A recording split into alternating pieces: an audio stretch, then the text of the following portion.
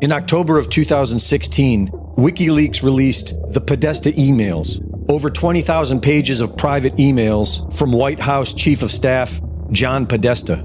This is the best example of an October surprise in our lifetimes.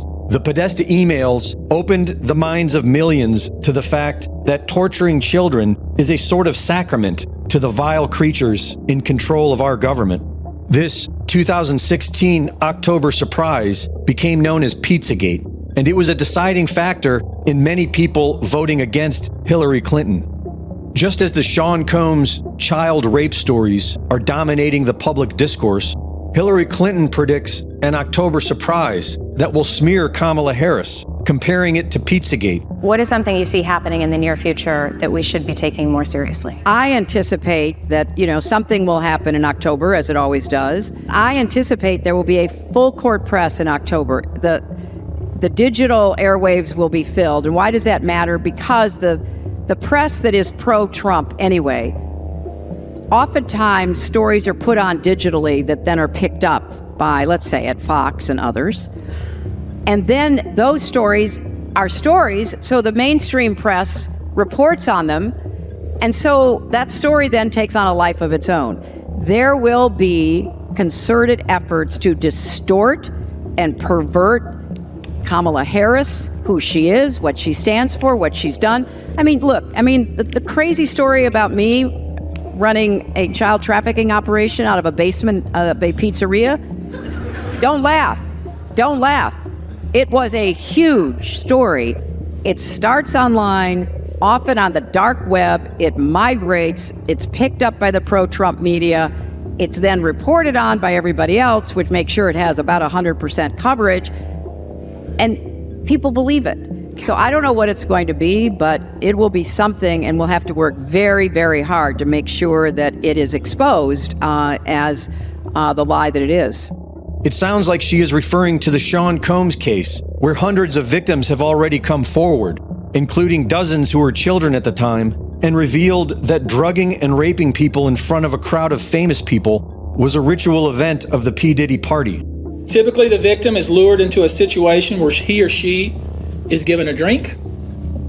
Typically, that drink, reported by these victims, is apparently laced with something.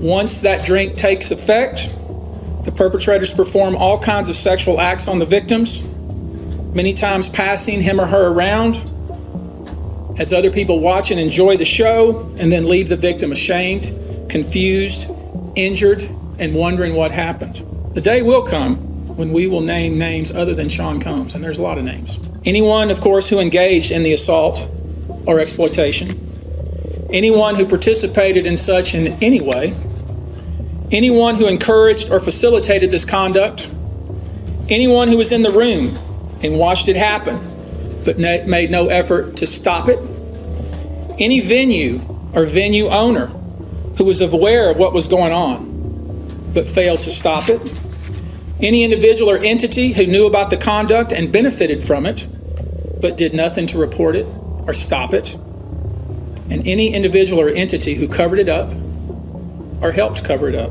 I would expect there are many people out there right now who are desperately searching their memories as they delete their texts and data. Without knowing the target, Remote Viewers, the Future Forecasting Group, was assigned near future global events in the fourth quarter of 2024. Several of them saw what appeared to be a major event before the election. I had a feeling that someone was planning a coup of some kind. Replacing one person with another, a swap or a change. It creates shock and awe, an unexpected change, like a last-minute sleight of hand before the show ends. Like a new teammate or a new candidate. A strong, powerful male was involved, a planned removal event. I don't think this is Trump. This person looked younger. I wrote, he reminds me of like Gavin Newsom, like that kind of look. Reporting for InfoWars, this is Greg Reese.